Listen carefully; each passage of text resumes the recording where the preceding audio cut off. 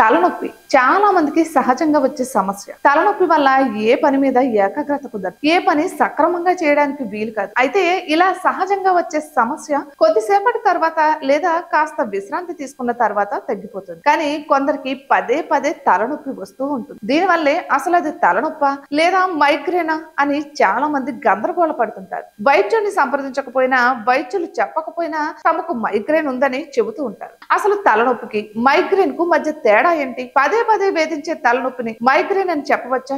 దీని గురించి వైద్యులు చెబుతున్న నిజాలు ఏంటంటే, ఆరోగ్య నిపుణులు మైగ్రేన్ కూడా ఒక రకమైన మానసిక రుగ్మత అని అంటున్నారు.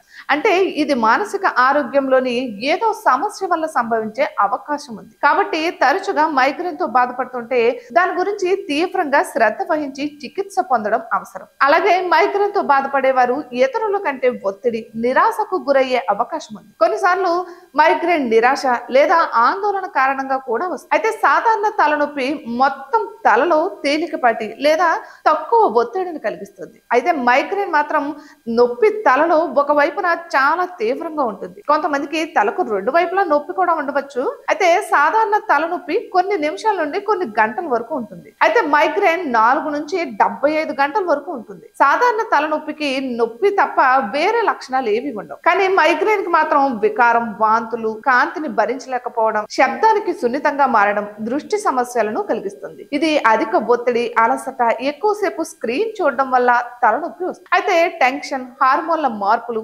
వాతావరణం, ఆహారం, నిద్ర లేకపోవడం, ప్రశాంతమైన వెలుతురు వంటి కొన్ని పరిస్థితులు మైగ్రేన్ ను ప్రేరేపిస్తాయి. ఇక మైగ్రేన్ తలనొప్పిని నివారించడానికి కూడా కొన్ని రకాలైనటువంటి జీవన శైలిని మెరుగుపరుచుకోవాలి. మెగ్నీషియం, విటమిన్ B12 అధికంగా ఉండే ఆహారాలు, గింజలు, ఆకుకూరలు మరియు ఎగ్స్ అలాగే మైగ్రేన్లను నివారించడంలో బాగా సహాయపడతాయి. అయితే అధిక కెఫెన్, ఆల్కహాల్, ప్రాసెస్ చేసిన ఆహారాలను నివారించాలి. ఎందుకంటే ఇవి మైగ్రేన్లను ప్రేరేపిస్తాయి. రోజు 7 నుంచి 9 గంటలు బాగా నిద్రపోవాలి. నిద్రపోవడానికి, మేల్కోవడానికి ఒక నిర్దిష్ట సమయాన్ని నిర్దేశించుకోవాలి. యోగా చేయడం, ధ్యానం, తేలికపాటి వ్యాయామం అంటే నడవడం కానీ, సైక్లింగ్ కానీ ఇవంటివి చేయడం ఒత్తిడిని తగ్గించడం ద్వారా మైగ్రేన్ ట్రిగ్గర్లను నివారించవచ్చు. ఇక మైగ్రేన్ తరచుగా వస్తుంటే లేదా చాలా తీవ్రంగా ఉంటే వైద్యుని సంప్రదించడం కూడా చాలా ముఖ్యమంటున్నారు నిపుణులు.